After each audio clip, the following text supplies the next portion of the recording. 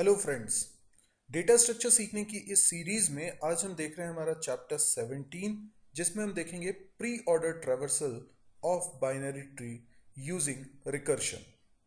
सबसे पहली बात तो ये कि किसी ट्री को ट्रैवर्स करने के लिए, ये ट्रैवर्स करने का मतलब होता है उस ट्री के हर नोड को विजिट करने के लिए फॉर एनी रीजन हम तीन तरीके से ये काम करते हैं।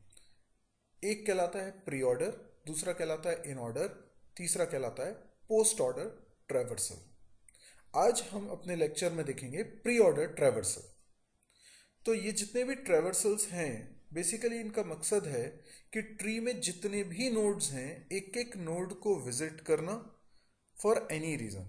मान लीजिए कि एक ट्री में कुछ इंफॉर्मेशन रखी हुई है और आप कोई प्रोग्राम बना रहे हैं जिसमें कि आपको ये काउंट करना है कि टोटल नंबर ऑफ नोड्स कितने हैं। तो इसके लिए भी आपको एक एक नोड विजिट करना होगा, या हो सकता है आपसे बोला जाए कि जितने भी नोड्स हैं उसमें रखी इंफॉर्मेशन को डिस्प्ले कराइए, तो भी आपको एक एक नोड को विजिट करना होगा। तो इसी को हम बोलते हैं ट्रैवर्सिंग करना। तो आज हम देखने वाले हैं प्री ऑर्डर ट्रैवर्सल, जिसमें हम सबसे पहले रूट को प्रोसेस करते हैं। यानी प्री ऑर्डर ट्रैवर्सल के अनुसार रूट को पहले प्रोसेस किया जाएगा, उसके चाइल्ड्स को बाद में, और चाइल्ड में भी पहले लेफ्ट सब ट्री को प्रोसेस किया जाएगा और फिर राइट सब ट्री को प्रोसेस किया जाएगा, अगेन प्री ऑर्डर मैनर में। इन ऑर्डर और पोस्ट ऑर्डर ये हम अपने अगले वीडियोस में देखेंगे। तो आज का हमारा फोकस सिर्फ प्री ऑर्डर। एक एग्जांपल देखते हैं, जैसे कि एक ट्री है और मैंने इस डायग्राम को नोड के हिसाब से बनाया है। यानी ये जो आपको दिखाई दे रहा है ये एक नोड है, ये दूसरा नोड है, ये तीसरा नोड है। इस तरीके से इस ट्री में कई सारे नोड्स हैं और हर एक नोड के अंदर दो पॉइंटर हैं, क्योंकि ये बाइनरी ट्री है। दो पॉइंटर हैं जो कि अपने लेफ्ट और राइट चाइल्ड को पॉइंट करते हैं। इसके अलावा एक इन्फो नाम का वेरिएबल भी है जिसके अंदर हम डेटा रख रहे हैं। तो इस तरीके से हर एक नोड देखने में एक जैसा ही है, सभी के अंदर लेफ्ट राइट पॉइंटर और इन्फो नाम का एक वेरिएबल मौजूद है। इसके अलावा एक रूट नाम का पॉइंटर है जो हमारे इस ट्री के सबसे ऊपर वाले नोड का एड्रेस कंटेन करने वाला है। यानी रूट नोड का एड्रेस कंटेन करने वाला है। अगर कभी रूट के अंदर नल होता है तो इसका मतलब है ट्री एम्प्टी है। इसको जब हम प्री ऑर्डर ट्रैवर्सल करेंगे तो सबसे पहले हम रूट को प्रोसेस करेंगे, उसके बाद लेफ्ट सब ट्री को प्रोसेस करेंगे, उसके बाद राइट सब ट्री को प्रोसेस करेंगे। तो पहले रूट को प्रोसेस करने से हमने 1 को प्रोसेस कर लिया है। इसके बाद लेफ्ट सब ट्री को प्रोसेस करने जा रहे हैं। लेफ्ट सब ट्री को जब प्रोसेस करेंगे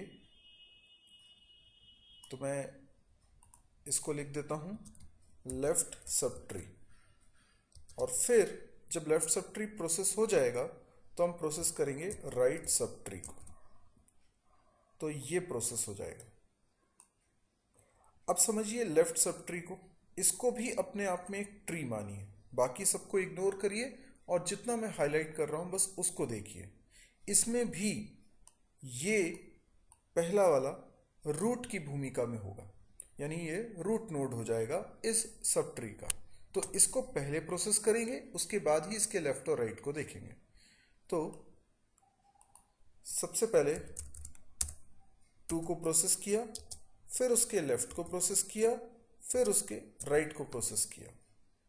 क्योंकि यहाँ पर जो सब ट्री है उसमें एक ही नोड है, यहाँ पे जो सब ट्री है उसमें एक ही नोड है, तो फर्दर ये प्रोसेस नहीं हो पाएगी क्योंकि इसके लेफ्ट और राइट में नल रखा हुआ है। ठीक है, तो इसका मतलब ये लेफ्ट सब ट्री पूरा प्रोसेस हो गया है। अब बारी है राइट सब ट्री की। राइट सब ट्री में अगेन ये रूट नोड की भूमिका में है, तो पहले हम इसको रिजॉल्व करेंगे, इसको प्रोसेस करेंगे और उसके बाद ही इसके लेफ्ट और राइट को देखेंगे। यानी ये हो जाएगा 3, 6 एंड 7। तो इस तरीके से ये हमने प्री ऑर्डर ट्रैवर्सल कंप्लीट किया है।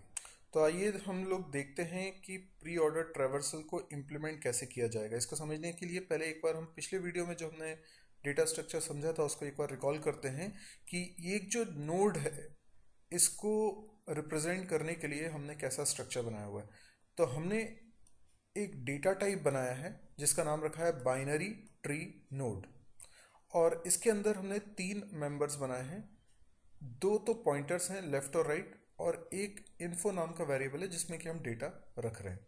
तो ये हमने एक डेटा टाइप बना लिया है, और यही टाइप का जब भी कोई एक मेमोरी ब्लॉक बनाएंगे तो वो होगा नोड, बाइनरी ट्री नोड। आप देख सकते हैं इसके अंदर 3 वेरिएबल्स हैं, एक है लेफ्ट, एक है राइट और एक है इन्फो। तो ये डेटा स्ट्रक्चर था।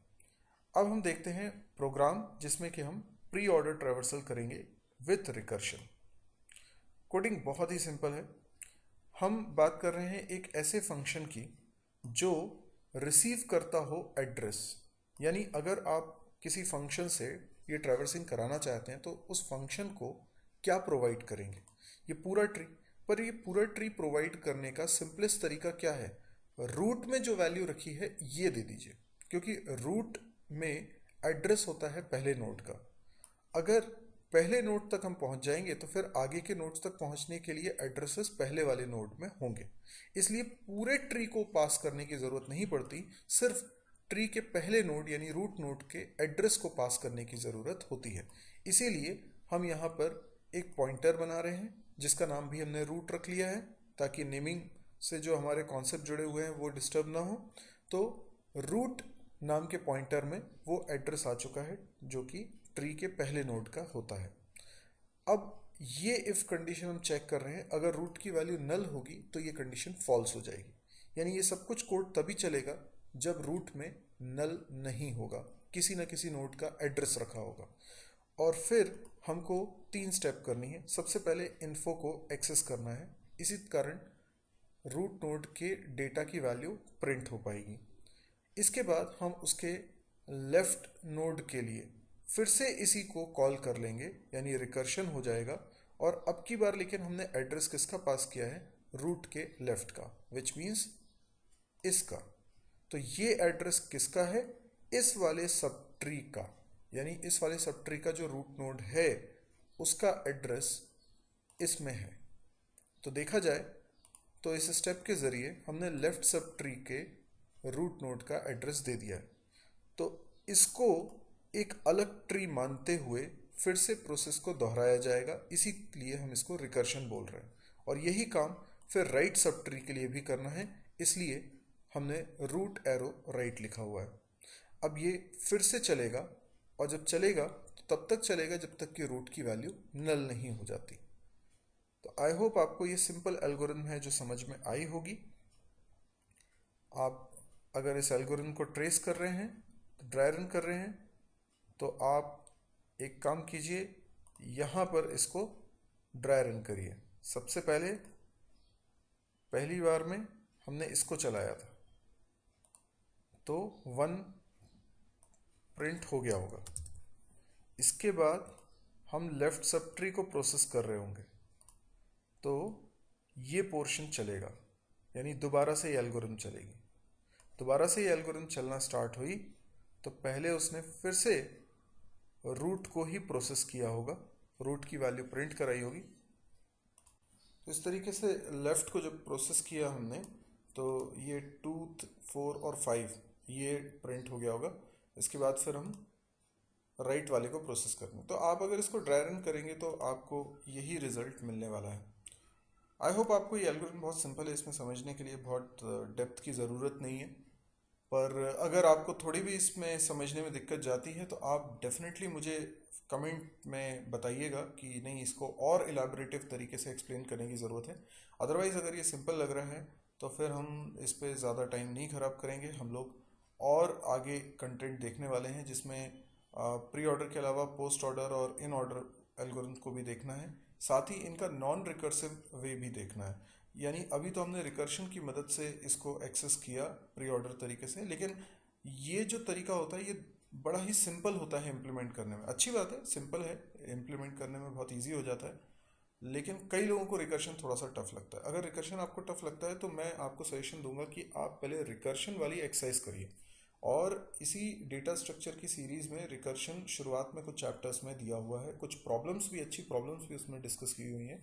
तो आप उनको एक बार ज़रूर विजिट करिए और खुद खूब प्रैक्टिस करिए ताकि रिकर्शन से आप कंफर्टेबल हो जाए। यदि आपको ये वीडियो पसंद आया है तो आप इसे लाइक करें। आपको लगता है कि ये दूसरों के लिए भी यूज़फुल है तो आप इसे शेयर करें, अपने फेसबुक वॉल पे पोस्ट करके शेयर करें। आप इस चैनल को ज़रूर सब्सक्राइब करिए क्योंकि इस तरह के और भी वीडियोस अगर आप देखना चाहते हैं तो उसकी अपडेट्स आपको लगातार मिलती रहेंगी जैसे ही मैं नया वीडियो अपलोड करता हूँ। डेटा स्ट्रक्चर के अलावा और भी कुछ चैनल्स मैं चला रहा हूँ जिसके बारे में आपको डिटेल मिल पाएगी mysurgy.com वेबसाइट में। इस वेबसाइट के पहले ही पेज में आपको लिंक्स मिलेंगे यूट्यूब के मेरे चैनल्स के। तो C++, जावा, डेटा स्ट्रक्चर, PHP, इनको सीखने के लिए आप मेरे चैनल्स को विजिट कर सकते हैं। Thank you.